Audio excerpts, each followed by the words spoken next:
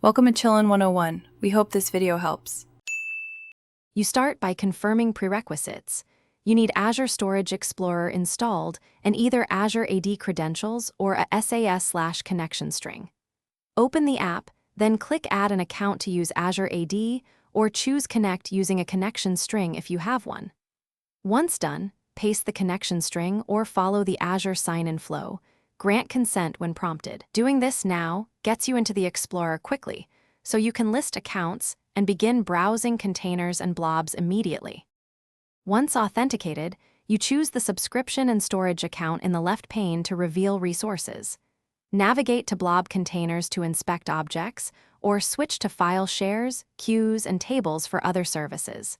Use expand and collapse to keep the view tidy. Make sure to refresh if you recently created resources in the portal. When you find a container, right-click to upload, download, open, or manage access policies. This is where you perform common actions and control permissions without leaving the Explorer. To finish, validate by uploading and downloading a small file. Verify access control lists and container public access so permissions behave as expected.